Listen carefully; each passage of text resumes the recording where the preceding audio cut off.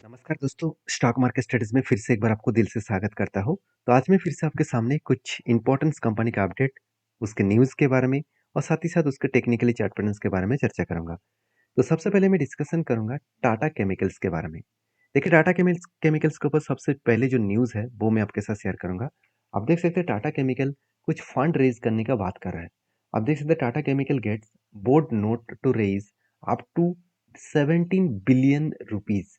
तो 17 billion rupees total fund raise करने वाला है और वो भी वाया बॉन्ड ऑफरिंग। मतलब बॉन्ड ऑफर किया जाएगा और उस बॉन्ड के माध्यम से फंड रेज़ किया जाएगा। अभी बॉन्ड्स ऑफरिंग का मतलब क्या है देखिए, जब भी कोई भी कंपनी के फंड की ज़रूरत होता है, वो क्या करते हैं बॉन्ड इश्यू करता है। और बॉन्ड इश्यू करने का मतलब है मान के चलिए आपको बताया गया कि 7% इंटरेस्ट के बेसिस में बॉन्ड इश्यू किया जा रहा है। तो उस बॉन्ड को आपको खरीदारी करना होगा। देखिए उस बॉन्ड की जो पैसा आपके मतलब बैंक के सॉरी कंपनी के पास आएगा, उस पैसे से वो बिज़नेस को चलाएगा और 7% इंटरेस्ट उसको देना होगा। तो देखिए इस तरीके से बॉन्ड लेने के लिए हर कंपनी अलग-अलग जो इसका इंटरेस्ट रेट है, वो अलग-अलग रखते हैं। तो यहाँ पे क्या बताया जा रहा है कि the debentures carry an interest rate 7.81। देखिए कौन सा कोई भी कंपनी 7% भी रखते हैं, कोई भी 8%, कोई 9%, कोई 7.81% भी रखते हैं। तो इस कंपनी क्या रखने वाले हैं 7.8% के आसपास। देखिए एंड विल म्यूचर इन 3 इयर्स, मतलब 3 साल के लिए यहाँ पे बॉन्ड इश्यू करने जा रहे हैं। मतलब बेसिकली जो बॉन्ड यहाँ पे इश्यू किया जा रहा है वो 17 बिलियन का, और वो बॉन्ड इश्यू किया जाएगा 7.81% के इंटरेस्ट के साथ, और वो भी 3 साल के लिए। तो सारे पॉइंट्स यहाँ पे पॉजिटिव के बेसिस में देखने को मिले, और इसी कारण के वजह से शायद शेयर में एक अच्छा खासा बूस्ट देखने को मिल सकता है। तो चलो कितना बूस्ट होने वाला है वो आपको टेक्निकली चार्ट पैटर्न्स में ही पता चलेगा। देखिए पहले ही कंपनी एक बिग जर्नी दिखा चुके हैं। बिग जर्नी का मतलब क्या है, यहाँ पे देखिए कंटिन्यूसली 1 2 3 4 5 6, 6 के 6 क्या बना, एक बाइंग कैंडल बने, और 6 के 6 बाइंग कैंडल बनने के बाद कंपनी एक ही रेंज के ऊपर बहुत दिनों से कंपनी क्या क्या होल्डिंग की, और एक ही रेंज के ऊपर बहुत दिनों से होल्डिंग किया। होल्डिंग करने के बाद कंपनी यहाँ पे रिटेस्ट करने के लिए भी आ रहा था। एक बार रिटेस्ट करने के लिए भी आया, मगर रिटेस्ट हुआ नहीं, इस जगह पे टच नहीं किया। जो लेवल निकल कर रहा था 7950, क्योंकि मुझे चाहिए था इस नीचे लेवल, और उसके बाद यहाँ से बाउंस बैक होने के बाद टारगेट अचीव होता। हाँ, मुझे एक दोस्तों ने ये भी कमेंट्स किया था, सर 200 डेज मूविंग एवरेज के नीचे कैंडल आया था, क्या कोई आरएसआई स्ट्रेटजीज बने थे? चलो मैं आपको वो भी दिखाता हूँ कि आरएसआई स्ट्रेटजीज का रूल्स एक्चुअली क्या है। आप लोग एक्चुअली गलत यहाँ पे सोच रहे हैं। देखिए आरएसआई का रूल्स क्या हुआ, देखिए जब यहाँ पे कैंडल नीचे आए थे तब 200 डेज मूविंग एवरेज के नीचे तो आए, दो कैंडल बने, कोई बात नहीं। मगर क्या हुआ, आरएसआई देखिए, आरएसआई का जो लाइन है वो 30 को टच नहीं किया। अगर 30 को टच करते तो मैं यहाँ पे डिसीजन लेता, तो 30 को टच नहीं किया। जैसे मैं एक एग्जांपल दिखा रहा हूँ, मैं आपको प्रीवियस एक डेटा के हिसाब से एग्जांपल दे रहा हूँ। आप देख सकते हैं यहाँ पे देखिए, थोड़ा सा जूम कर देता हूँ, आपको समझने में आसानी होगा।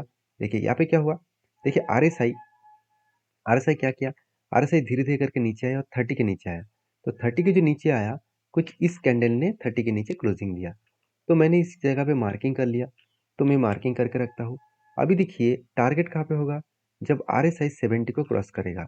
तो फाइनली कब 70 को क्रॉस किया, क्या यहाँ पे किया, बिल्कुल नहीं, क्योंकि यहाँ पे दिख रहा है 69, और फिर से मैंने यहाँ पे मार्किंग किया तो यहाँ पे दिख रहा है 70। मतलब ये जो लेवल है, ये जो कैंडल है, इसके ऊपर क्लोजिंग हुआ, मतलब एंटी लेवल यहाँ पे बने, और आरएसआई स्ट्रेटेजी के हिसाब से यहाँ पे एग्जिट बने। तो कितने दिनों में कितना टारगेट मिला, 13% टारगेट मिला 62 डेज में। आपको इस तरीके से स्ट्रेटेजीज को ढूंढना होगा, तभी आपको अच्छा खासा एक फायदा मिल सकता है।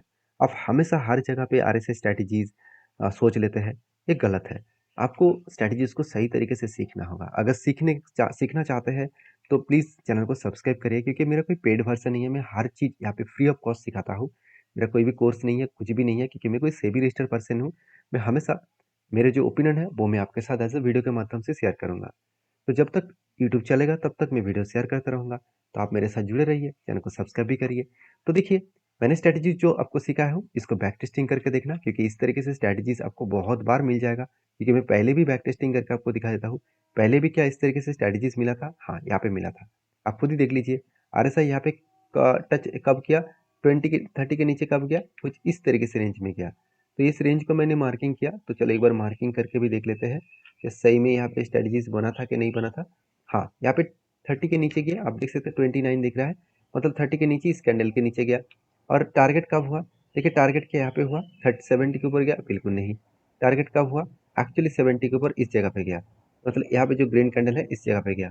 तो यहाँ पे टाइम कितना लगा और टारगेट कितना मिला, तो एंट्री लेवल से मैं अगर टारगेट लेवल तक देखूँ तो यहाँ पे 70 नहीं, कुछ नेक्स्ट कैंडल में कुछ इस तरीके से लेवल्स में देखने को मिले, जो मैं थोड़ा सा जूम करके आपको दिखाया था।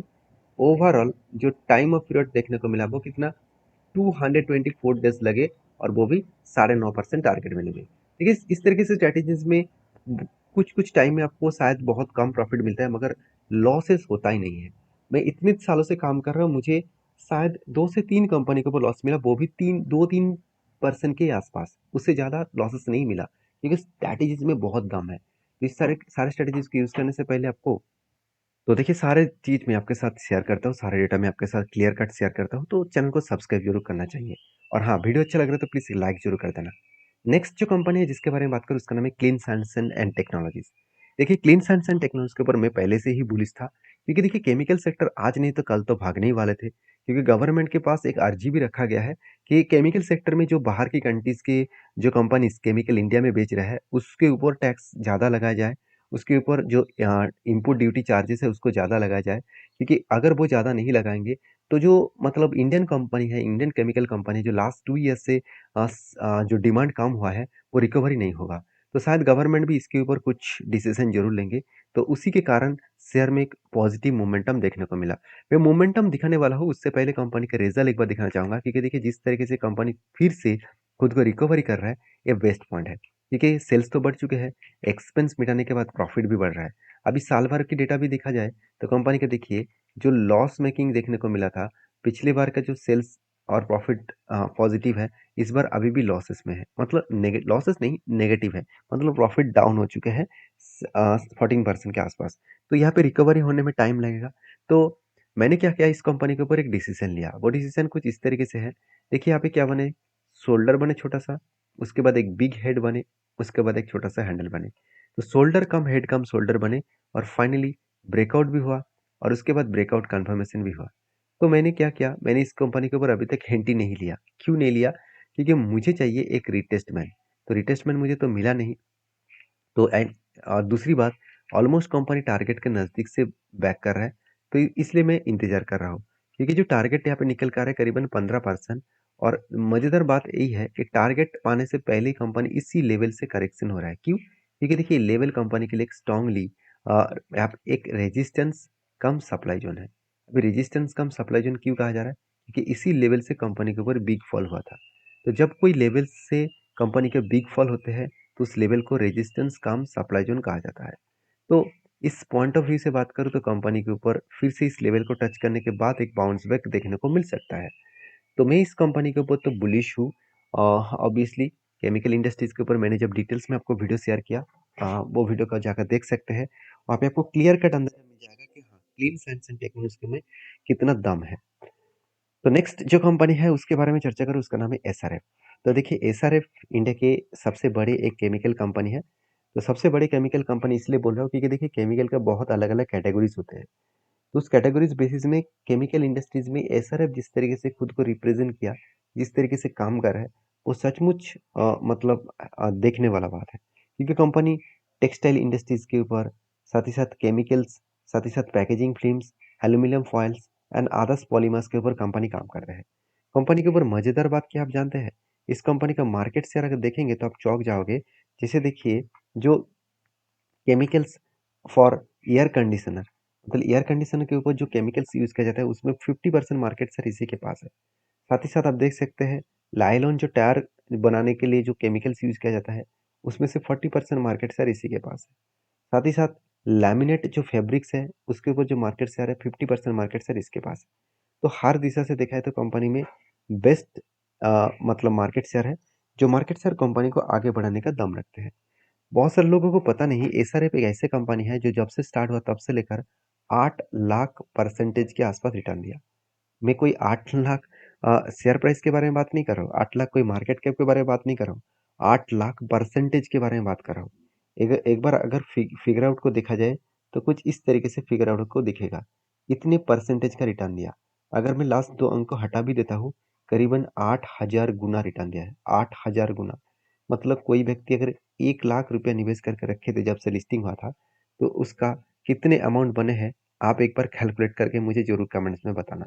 मैं फिर से आपको बता रहा हूँ, 1 लाख रुपया कोई भी व्यक्ति अगर निवेश करके रखे थे, तो आज तक उसके निवेश में 8,000 गुना अगर रिटर्न बने, तो कितने उसका प्रॉफ़िट मिला, ज़रूर मुझे कमेंट्स करके बताना। देखिए, एसआरएफ जैसे कंपनी के ऊपर मैं बुलिश हूँ, ऑब्वियसली मैं पहले ही बोल चुका हूँ, क्योंकि इस कंपनी का परफॉर्मेंस अच्छा है, उसके साथ-साथ एक टेक्निकली चार्ट पैटर्न्स भी बना है। कुछ देखिए इस तरीके से पहले शोल्डर बने, फिर से एक बार शोल्डर बने, फिर से एक बिग हेड बने, उसके बाद कंपनी यहाँ पे एक छोटा-सा शोल्डर भी क्रिएट किए। आप देख सकते हैं यहाँ पे छोटा-सा शोल्डर भी कंपनी क्रिएट किए और उसके बाद फिर से एक बार कंपनी यहाँ पे शोल्डर बन रहा है।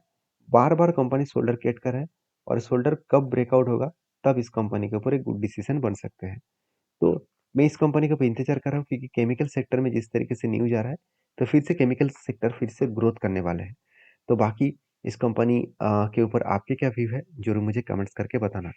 नेक्स्ट जो कंपनी उसका नाम है बोनदादा इंजीनियरिंग लिमिटेड, जो एक छोटा-सा कंपनी है, फिर भी इस कंपनी ने सारे हद पार कर दिए।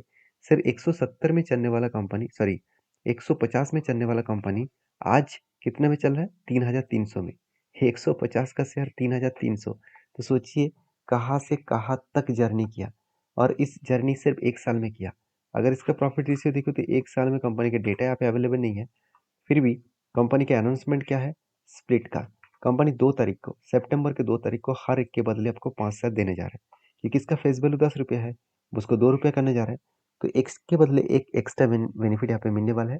तो जो लोग स्प्लिट पाना चाहते हैं, तो इस कंपनी के ऊपर डीपली रिसर्च करें। सिर्फ यही कंपनी के ऊपर नहीं, सारे जो डेटा मैं आपके साथ शेयर करूँ, सारे जो कंपनीज के बारे में चर्चा किया हूँ, एक बार आपको फाइनेंशियल एडवाइजर के साथ बातचीत करके ही काम करना।